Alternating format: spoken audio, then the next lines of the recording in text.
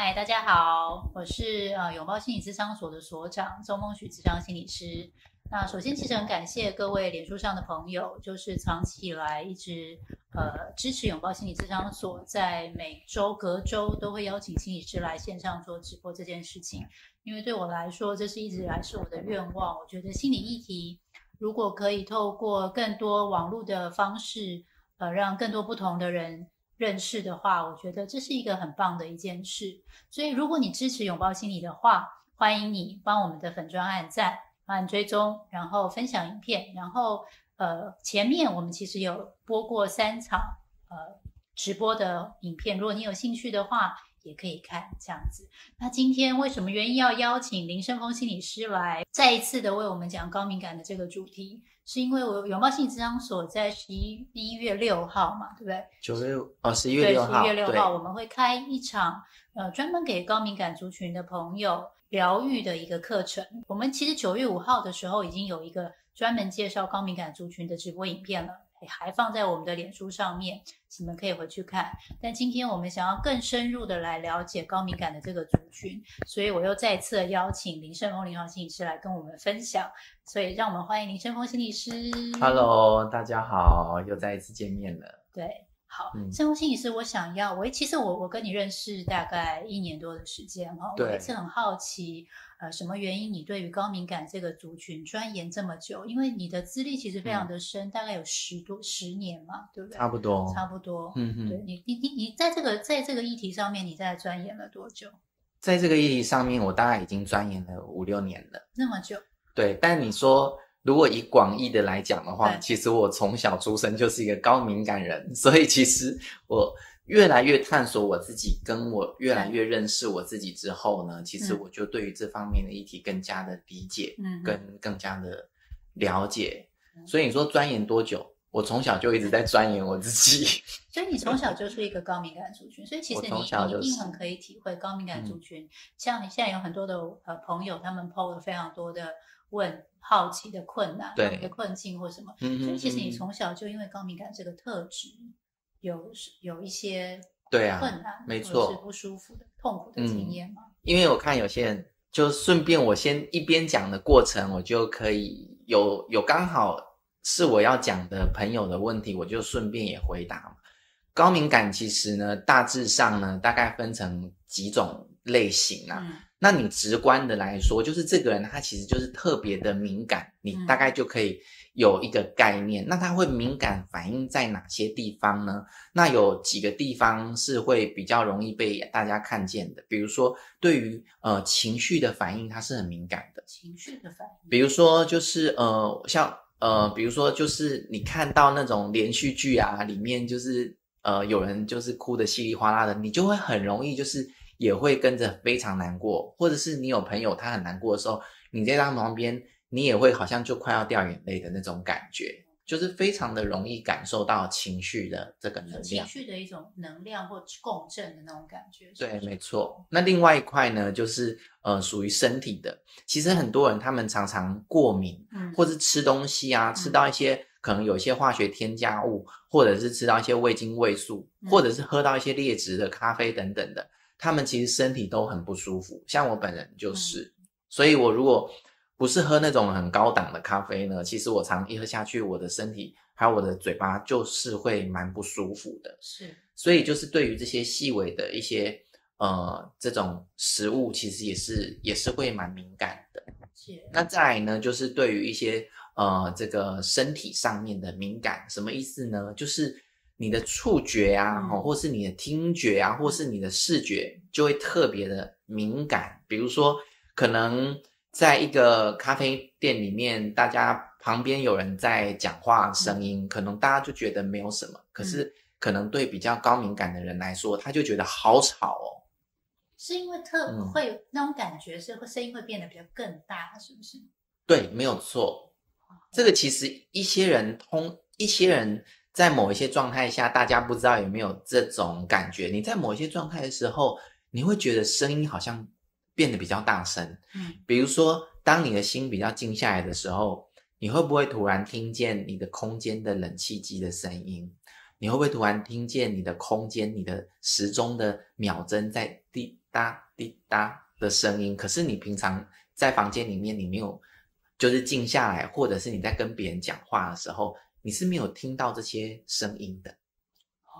但是呢，高敏感人他们这块的这个范畴是整个都是持续的打开的，持续的打开，就是他其实都一直听得到房间有时钟的声音，像我现在就还是有听到房间时钟在秒针在走动的声音。哇，对，所以这个部分其实就是属于就是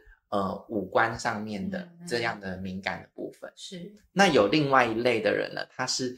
直觉性的敏感，或是他是可以感觉得到能量的，那就是他可能会接收到一些讯息，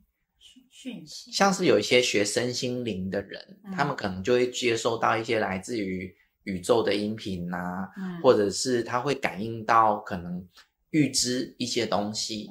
或者是他可能会有一些讯息，大概就会知道这个人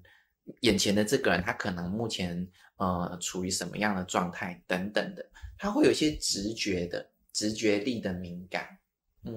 我觉得好有共鸣哦，大家的这个留言是啵啵啵啵啵啵这样子跑出来的耶。所以对，因为我自己在我自己比较没有这么放大的感觉，所以生活心理师对你来说，那个生活里面，就像你那个打开的感觉，好像是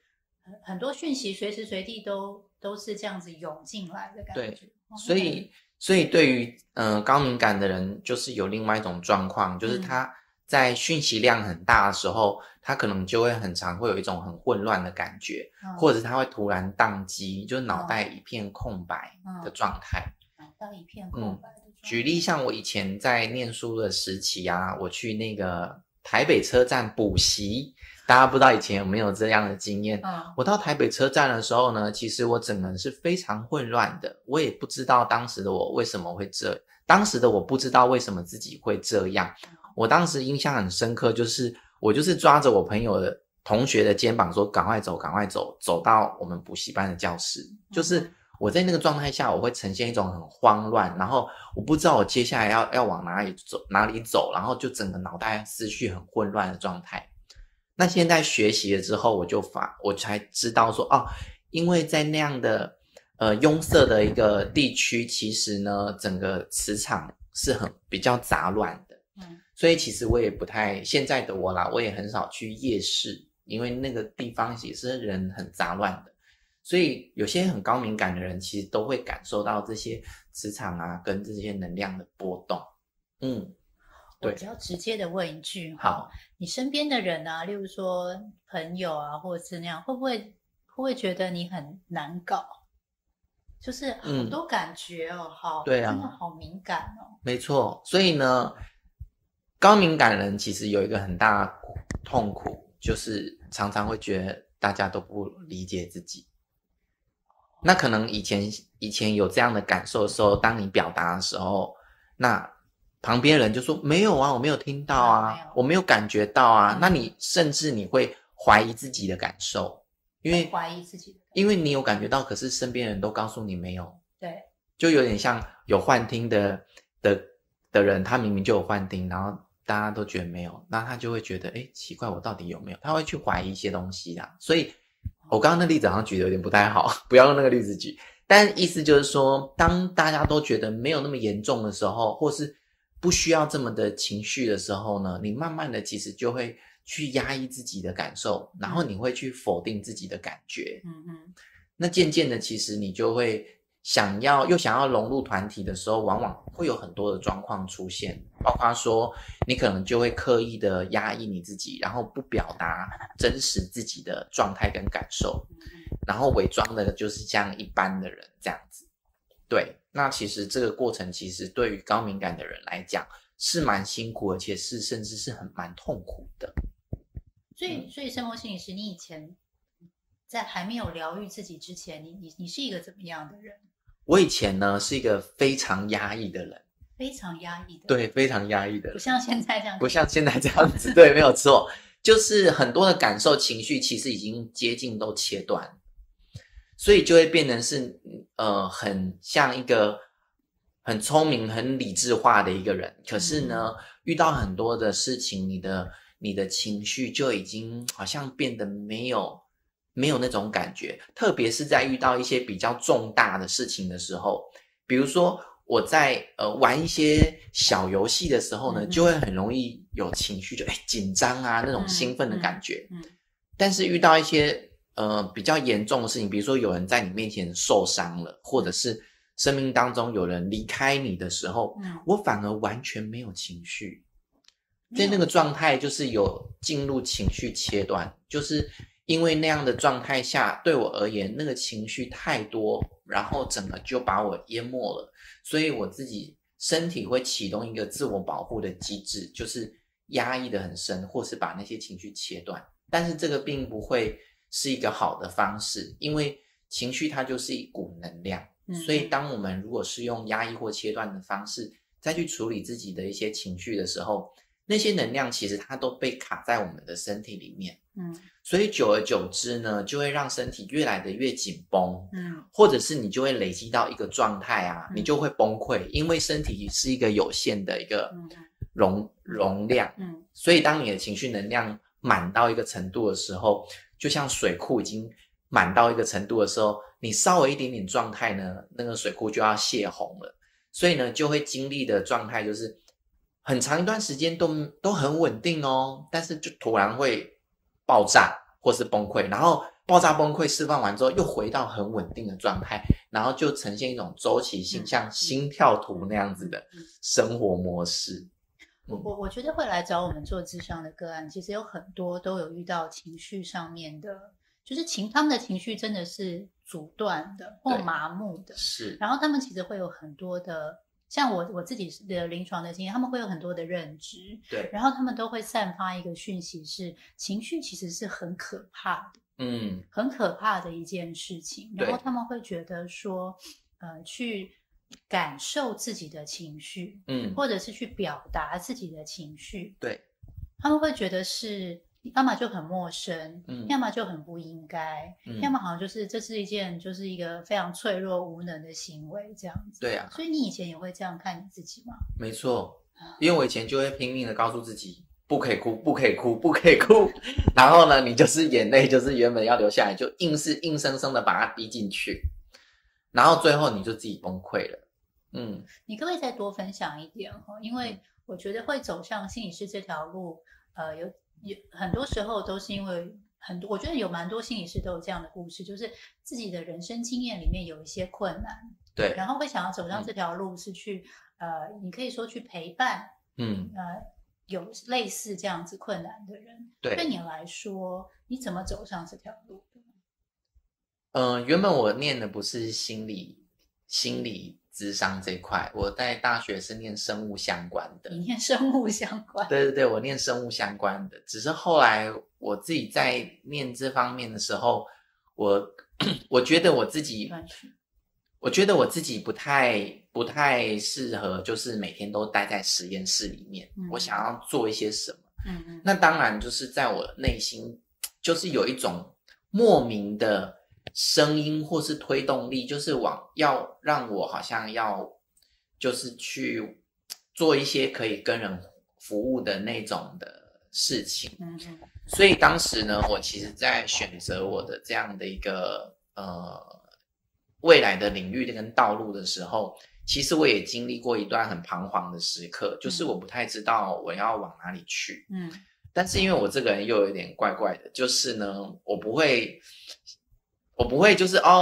就是大家都这样我就去这样，就是可能很多人去念了生物的研究所，可是对我而言，如果我没有特别觉得是有感受的，或是我是真的是很想要的，我就不会想要去做这件事情。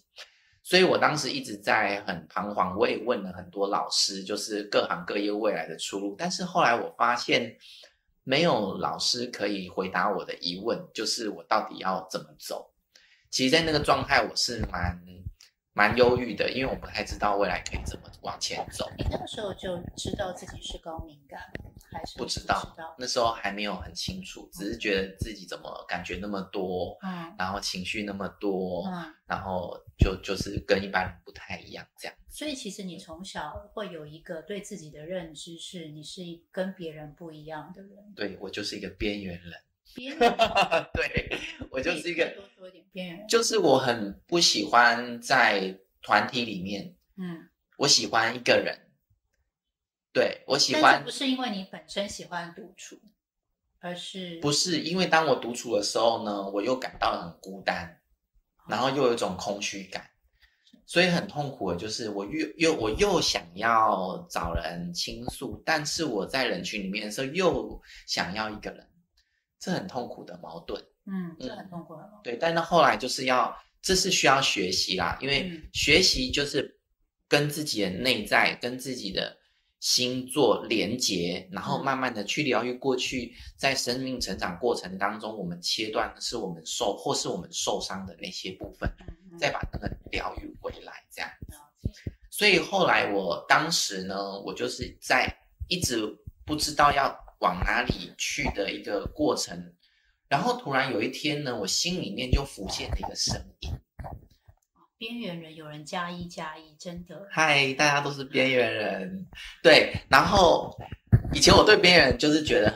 很这个定义就是伴随着很负面的感受，但是当我已经疗愈好之后，其实我就很乐于就说我自己是边缘人，就是扭转过去我们自己对于这些刻板印象，或者是我们走出自己的道路，或是走出我们自己的价值的时候，其实我们就可以更有自信的站在别人面前。你大概几岁的时候开始踏上这样子疗愈的路程？你先听我讲了嘛。我刚刚说我听到心里的声音，对，那时候我有个心里的声音，它就是出现在我心里面，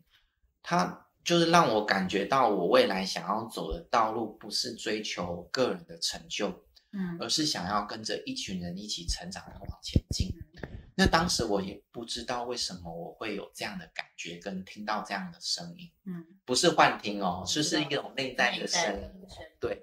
然后那时候我就觉得突然想到说做心理师这样的一个职业好像蛮适合我的，而且是直觉上面有感觉，所以在我生命很多很困难的时刻，都是一些直觉还有内在的声音在引导我。但是这个也是后来我才发现，这个也是属于高敏感的人比较会有的那些的特质。对，所以其实那个你原本认为很负面的特质，其实它是一个礼物。对啊，我以前都觉得为什么我有那么多的情绪，然后感受那么多，我一直很想要把这一块的我把它切断。但后来我就是开始学习到一些身心灵或能量疗法之后，我发现天哪，我现在根本就是大量的在使用这样的一个特质来去跟我的个案相处，还有去协助我的个案。所以我以前觉得我很想要把它割舍掉跟想要切断的那个特质，没想到竟然就变成是我现在在工作的最有力量的一个特质。或者是所以我刚刚的那个很想要更深入了解的那个好奇，就是大概几岁的时候开始踏上一个就是这样子整合啊、疗愈啊这样子的一条路？大概说真的啊，因为疗愈师心理咨商治疗师，就是当然我们在学校受训的时候，当然是会有督导在督导我们嘛。那个部分其实就已经开始在展开我们对于自己的自我觉察咯。大概就是在实习研究所的那时候。但是当我真正的大量的开始去疗愈我自己的时候，其实是我后来接触到了身心灵跟一些能量疗法的东西的一些领域，我才开始就是大量的来去快速的成长，并且疗愈我自己。而且我会发现这样的一种方式其实对我来说是非常快速而且有效的。可不可以多分享一点在你自己的这个部分？比如说我第一次接触到一个这个比较相关的一个疗愈的时候呢，其实他的做法，他的带我的练习其实很简单。那个老师呢，他其实就是他引导我躺在沙发上，然后呢，他把手放在我的腹部，然后呢，就是教导我就是做很深层的腹式呼吸，然后搭配一些冥想的一些内容。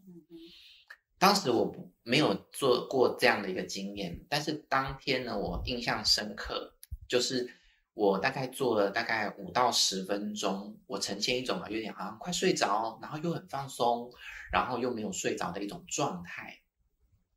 然后后来做完之后呢，我就张开眼睛，然后那个老师就问我说：“你现在是什么感觉呢？”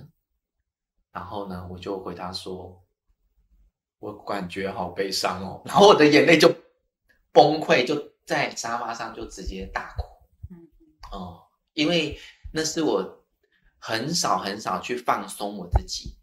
因为就是这样的一个练习，其实可以很快速的松开我们的身体，而我们的身体其实锁住了非常多的情绪能量，所以在我常年都没有去把自己的情绪打开的过程当中，其实身体已经是被塞爆的了，塞爆就是被这些情绪啊塞满，所以其实很多我的个案啊，就是很奇怪，他们就说，怎么我第一次跟老师见面，怎么就很想要哭的感觉？就是因为其实我们的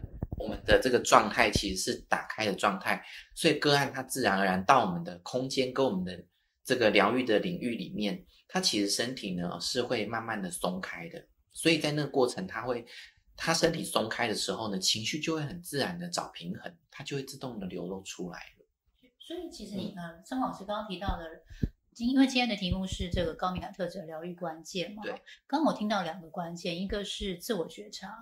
还有一个是一种一个身体跟情绪的放松。是，你可以多分享一点吗？其实放松是一门需要学习的功课，这个是我在学习身心灵跟能量疗法之后呢，我开始意识到的。因为我都会跟我的个案说，当你能够去调整你的呼吸，跟你身体真的能够放松下来的话，大概有1半的问题呢会自动解除。可以，就是因为当我们身体放松的时候呢，很多的情绪它会自然流动出来。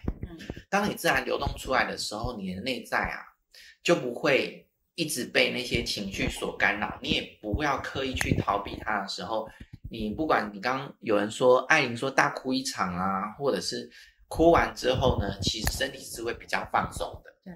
当你松开的时候呢，你的内在会多一点的空间去看这些事情，不管是开心的也好，或难过的也好，你内在多一些空间的时候，你会比较能够用一个抽离的方式去观看这整件事情应该要怎么去处理，或是怎么样去面对它。当你就是卡在那个情绪里面不上不下，你也没有要让它流动出来啊，你又压抑忍耐，但是它又在里面一直翻搅的时候，其实你那个状态是完全没有办法有一些空间去品尝或是感受这些事件背后到底要带给你什么礼物，这样子的。所以这么说的话，其实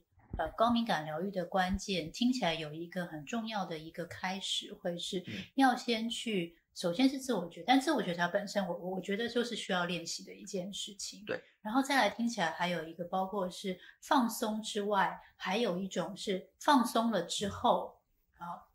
比较有空间嘛，要去进行一些对于情绪啦，或者是一些认知啦，或者是一些过去经验啦的整理。对，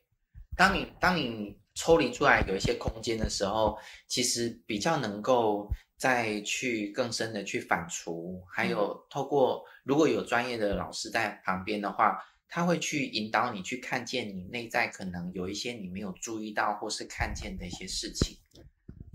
我觉得我们这边有一个伙伴他留了，他说大哭后只留下虚伪的自己，感受更疲惫。老师要怎么回应？因为有的时候其实我觉得对情绪的宣泄，当然很多时候我们都会觉得说有时候哭就好了，可是有时候哭完的感觉真的不是放松，有的时候真的会有一种就我觉得就像这个文字在讲的，对，没错。其实呢，像我以前也是蛮常大哭，大哭完之后就只有一种很无力，然后觉得我不想要再这样下去的感觉了。对，那重点来了，就是有些在那个状态下，其实你没有去更深的看见跟转化你自己的状态，那个东西是需要更深的一些专业的老师来协助我们的啦。在那个状态下，其实有时候我们去看见，比如说我们自己都会有一些盲点。举例来说好了，我来想一下哦。OK， 比如说，其实从小到大啊，我都会觉得我很善良，可是呢，我往往就会觉得大家都就是欺负我，或者是会伤害我，那我又不表达，所以我往往就把这些伤就是吞忍下来，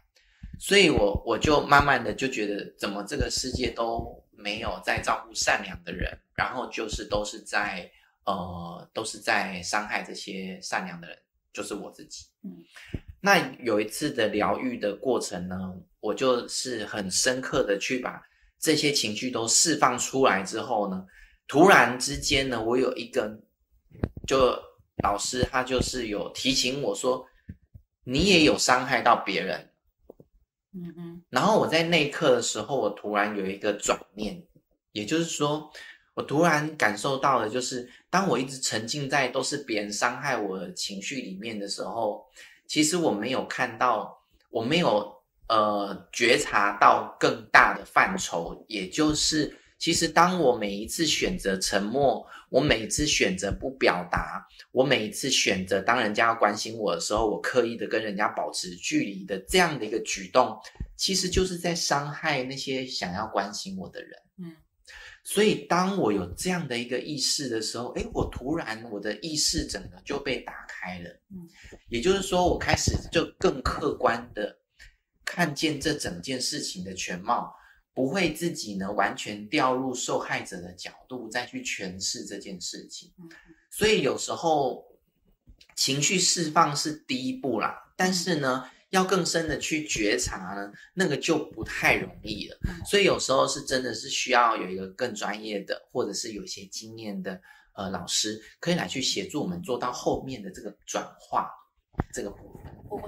我觉得我也很常会跟我的案主说，就是我觉得諮商的过程是一个学习一种新的跟自己沟通的技巧。对，就是说你活了，我觉得后来諮商有可能20-30年嘛，或40-50年的一个经验，然后你一定会有一个你旧有的模式。我们有，例如说有一些学派会说这是一种生存的机制。对，你带上来，然后你已经习惯了，然后当我们在情绪比较波动的时候，或者是一些紧张啊，或者是遇到困境的时候，我们也容易用旧有的方式来释放我们的情绪，可能是哭，但是那个哭可能不一定是带有觉察的那种放松的哭，可能真的是一个很愤怒或者是很委屈的那种哭。对，所以其实好像有些时候来可能进入諮商或者是上一些课，真的是一种学习一些新的方式，是来整理自己，可是这真的都需要一点时间。对，那个疗愈的过程往往在于，我以前都会抱持的是要做疗愈，但是我现在呢会用另外一种的思考逻辑，是更加的认识自己。其实当我们更加的认识自己的时候，疗愈就会在那个过程当中被产生了。就像你刚才说到的，就是愤怒这些事情，其实在我们东方或是亚洲人，其实是对于愤怒是很常会有一些负面的标签的，所以蛮多特别是敏感的人，他们往往就会刻意的去压抑自己的愤怒。压抑愤怒，那所以当他释放出来的时候呢，就像你刚刚说的，如果我们就是释放出来，然后对于这个伤害我们的人，我们就持续的就是表达愤怒的时候，其实这个疗愈它没有真的就是被怎么讲，就是没有完整。原因是因为当你的注意力就是在伤害你的人的时候，其实你也没有真的开心啊，因为你骂他，我相信你也没有真的很开心。可是在疗愈的现场，往往我会请他回过头来去看见当时那个被欺负跟受伤的自己。那看见那个很受伤的自己的时候，他能不能再回过头来给那个受伤的自己一些安慰跟鼓励？那时候其实那个内在受伤的内在小孩，他才有机会得到一些抚平跟重新得到支持跟力量。所以如果你的注意力跟你的觉察没有被打开的时候，其实你只对外观察，对外去处理，但是你没有回过头来去疗愈自己的话，其实那个疗愈的状态是没有完整的，也就是你还是带着一个偏颇的注意力在看事情。对。